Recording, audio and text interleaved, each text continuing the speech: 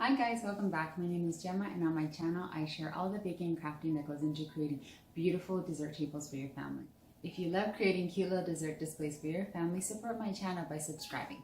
My family is going to be so excited when I surprise them with caramel dipped apples for Valentine's. And I'm so excited to be showing you guys how to create them as well. Let's get into my kitchen and make delicious caramel dipped apples.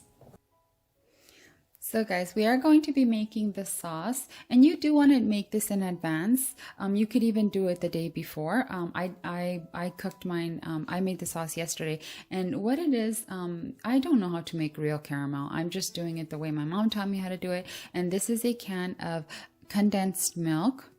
It's unopened. I took the wrapper off and I boiled it for 2.5 hours. You want to make, when you're boiling it, you want to make sure that you're in the kitchen, making sure that there's always water in the pot so that you don't burn your pot. So you're going to boil this for 2.5 hours. Now I did this yesterday. So we're going to open it today to see how it looks. We're going to actually heat, we want this caramel to be nice and warm before we dip them in the apples. So I'm going to open it and we're going to reheat it. Meanwhile, we're going to prepare the apples. You're going to wash and remove the core of your delicious Granny Smith apple, and then you're going to boil it for about 10 seconds. We want to boil it to remove all of that wax on it, and that way the caramel and the chocolate can adhere to it better.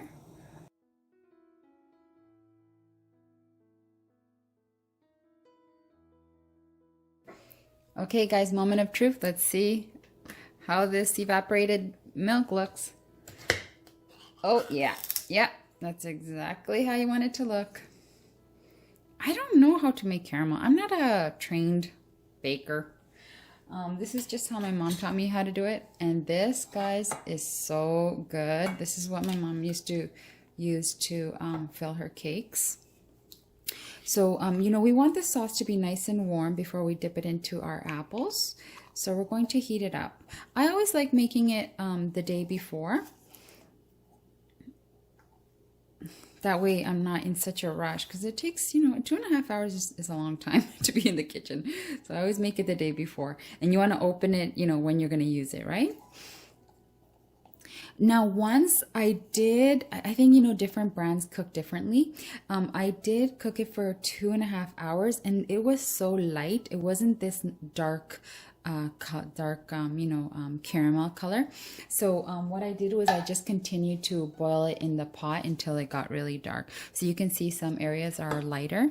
If your entire sauce is really light, you want to continue boiling it on low speed and watching it really careful, because you want it to be nice and caramel colored.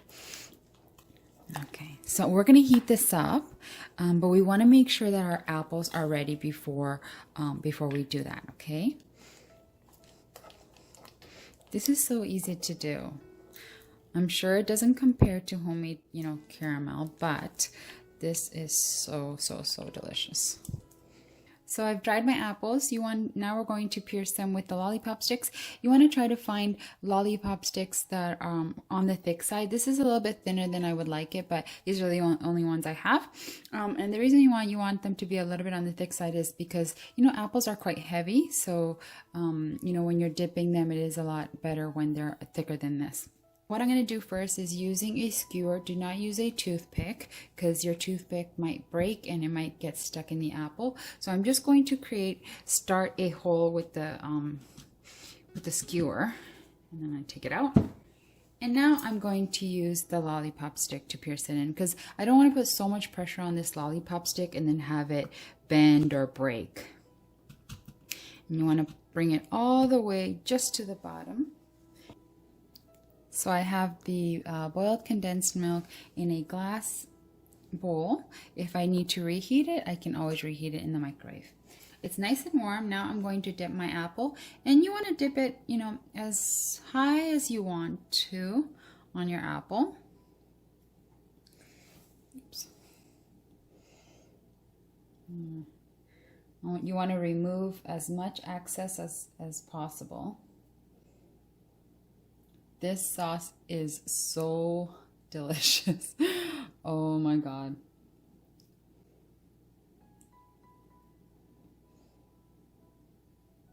I'm going to scrape it on the end of my bowl. Remove all that excess. Now at this point you can put it on parchment, but I actually like to flip it upside down. See how it has it doesn't have any on there? That's okay. I'm gonna flip it upside down. I do have a foam board here that I like to use for when I'm making my cake pops. You don't have to do it this way. Like I said, you can put it directly on parchment and then leave it on the counter and let the caramel dry. However, I do like to do it this way because I don't like the caramel having, you know, the little feet. When you put it down, it's gonna have a little bit of a puddle of caramel, right? So I don't like to have that little puddle, so I like to do it this way. So the apples have been sitting for about 3 hours, and it is quite dried to the touch. It's still slightly sticky. Now you want to use a container that's not too big or too small. This is about, I think this is perfect for these apples right here for dipping, because I don't want to melt too much chocolate.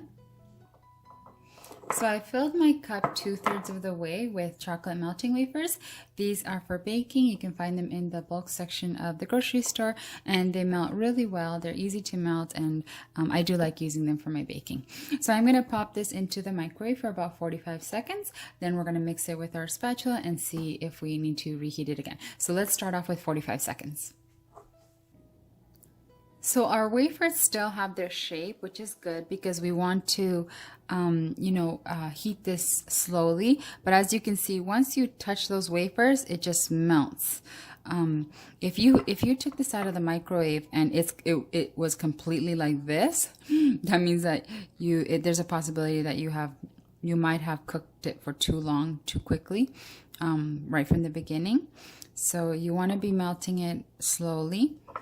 My cup is quite warm right now, so there are little bits that haven't melted properly, but I'm going to continue mixing this and hopefully it'll just melt with the heat of the cup and also the chocolate around it. Okay, so now we're going to dip our chocolate. The chocolate is about half full. The melted chocolate is half. Might even be less too. It's not going to go of course, the more you melt, the deeper this is, the more higher the chocolate's going to go. So however you can dip as much as you want. I don't want it to be all the way to the top. I don't really care for it to go all the way to the top. So I'm just going to dip it all the way in, and I'm just going to wiggle it slowly like that. I'm going to use the same motion as I did before to release all that excess chocolate at the bottom. Okay. Now I'm going to place this on my parchment. But before I do that, actually, I'm going to... this is quite heavy. So I have crushed Oreos here, and I'm just going to start sticking the crumbs to the side. I don't want any of the Oreo on the bottom part, just because then it will be hard to be able to make the apple stand. So you just want it on the sides. And this one is definitely the family favorite, is the Oreo. Just keep going all around until you get as much as you can. And then now you're going to dip it. And then now you're going to place it on the parchment.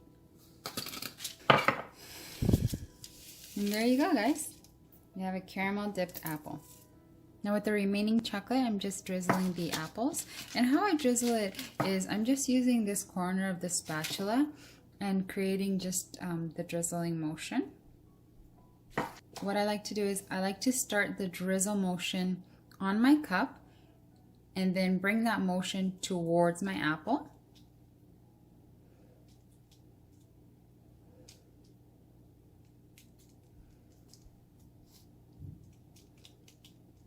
And there it goes. You have a drizzle. Now these apples are in no way, style shoot worthy. They are quite messy, but they are so delicious.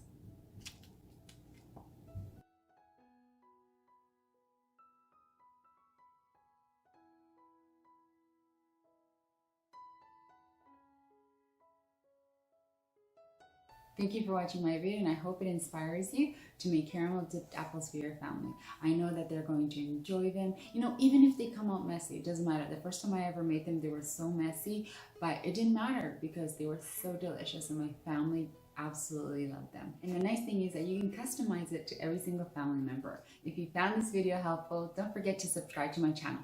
In my next video, I'm going to be doing my favorite craft. You know me, I'm obsessed with wreaths. So I'm going to be redecorating this flashy dollar store wreath, and I'm going to make it look, I'm going to tear it apart and make it look really beautiful and elegant. Until next time, guys, happy baking crafting. Bye.